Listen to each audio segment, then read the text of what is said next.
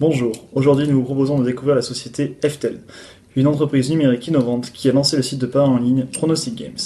Ce site est tourné vers le B2B et propose aux entreprises une animation réservée à leurs salariés ou un support de communication interactif.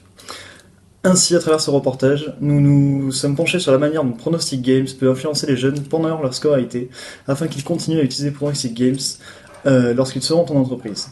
Je vous laisse découvrir ce reportage de Laura Guéry.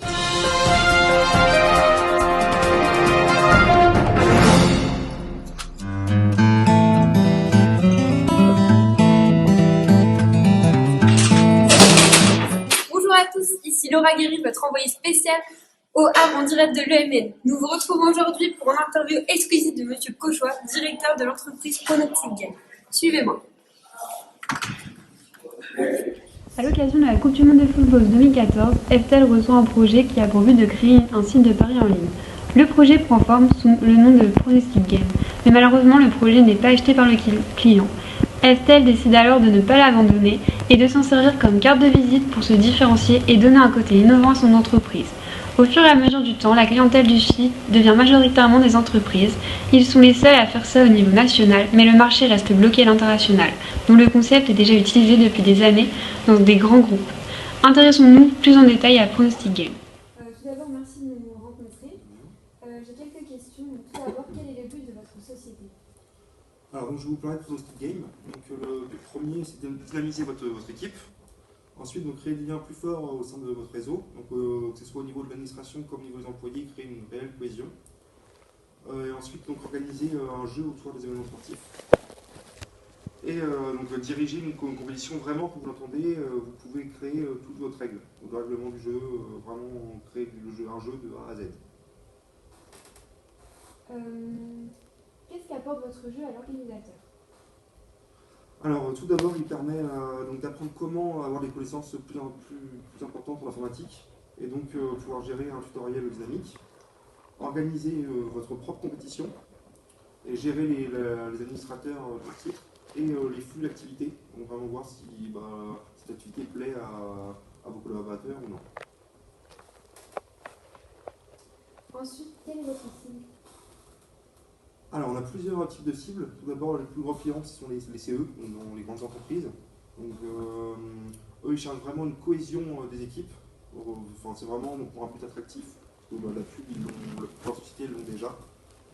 Ensuite, on a les PME. Donc, eux, c'est vraiment le contraire des CE. Ils cherchent vraiment à se faire c'est vraiment la partie communication qui leur intéresse, non attractif. Et pour finir, on a les clubs sportifs, comme à Reims, on a un partenariat avec Reims, donc eux c'est vraiment, pour le seul but c'est l'animation, créer, ils ont déjà un milieu sportif et vraiment se détendre dans ce milieu-là. Quels sont vos prix? Alors on a plusieurs politiques de prix, donc le prix peut aller de 250 à 2000 euros. Alors on a plusieurs types de réseaux, donc on a le privatif et le mutualisé. Donc le privatif va vraiment servir pour une seule entreprise et le mutualisé va regrouper plusieurs entreprises. Et donc bien sûr le mutualisé est beaucoup moins cher que le premier. Et pour finir, quels sont vos moyens de communication? Alors tout d'abord on a les réseaux sociaux. Donc ça c'est bien sûr en société informatique, on fonctionne beaucoup avec les réseaux sociaux. Ensuite, on va embaucher un commercial afin de faire du porte-à-porte. Le bouche à oreille, c'est la meilleure pub qu'on peut avoir. Quand les clients sont contents, déjà ils reviennent et ils en parlent autour d'eux. Donc c'est vraiment très important pour nous. Et on a embauché un étudiant de Neoma. Donc là, ça nous permet vraiment de nous introduire dans le système éducatif. Donc toucher les jeunes directement dans leur école. Donc c'est pas les principales, c'est toujours pas très important comme client. Et par la suite, on espère une certaine pérennité une fois qu'ils seront rentrés dans l'entreprise. Donc, je vous remercie beaucoup, Monsieur Cauchois, pour vos réponses très intéressantes. Au sein de l'entreprise Pronostic Games, nous pouvons identifier les domaines d'activité très stratégiques, qui sont appelés les DAS. Il y en a deux au niveau de Pronostic Games. Le premier, c'est l'animation, puis la communication. Au niveau de l'animation, il permet d'avoir un côté social et amusant, et au niveau de la communication, il propose une visibilité assez énorme pour les entreprises. Au niveau des nouveaux entrants, il y en a très peu puisque c'est un marché de niche encore peu attrayant, mais il est possible qu'il se développe dans le futur. Pour les produits de substitution, il y en a beaucoup comme les agences de communication, les agences qui organisent des séminaires pour les CE ou d'autres activités et tout ce qui correspond aux loisirs que peuvent proposer les associations aux étudiants en école. Le pouvoir de négociation des clients, il y en a 30 millions d'utilisateurs de jeux d'argent en ligne, c'est un marché important mais très peu développé en B2B pour l'instant. Et enfin, le pouvoir des fournisseurs est nul puisqu'il n'y a aucun fournisseur. Au niveau de l'État, il y a une ouverture du marché des paris en ligne à la concurrence le 12 mai 2012. De plus, l'État crée des barrières à l'entrée avec l'obligation d'obtenir une licence auprès de l'autorité de régulation des jeux en ligne, Argel, pour ouvrir un site de paris en ligne. Les facteurs clés de succès de l'entreprise sont des produits innovants, des produits ludiques qui permettent une communication efficace, sa proximité qui permet de toucher facilement les PME et les BDE par exemple. Elle propose des solutions adaptées à la demande du client, le suivi des clients importants, et enfin l'embauche d'un étudiant qui permet le bouche-oreille auprès de cette cible.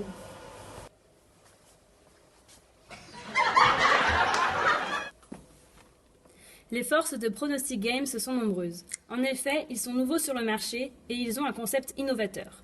Ils proposent un type de communication ludique à travers les paris sportifs en ligne. Leurs prix sont également très accessibles et Pronostic Games propose plusieurs types de services. Le service mutualisé et privé ainsi que la version standard et premium.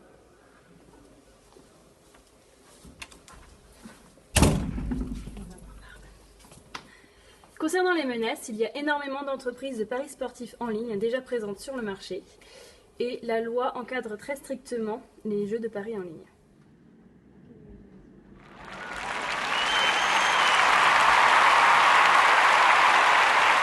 Pronostic Games est une petite structure et pour le moment, il n'y a pas de lien direct entre communication et paris sportifs dans la tête des clients.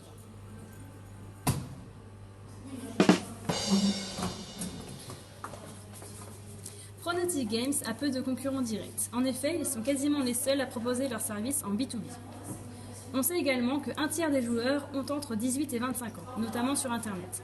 C'est donc l'occasion de capter les étudiants directement dans leur établissement afin qu'ils continuent à utiliser Pronostic Games dans le monde du travail. Notre reportage touche maintenant à sa fin. Je vous remercie de nous avoir suivis et à la semaine prochaine.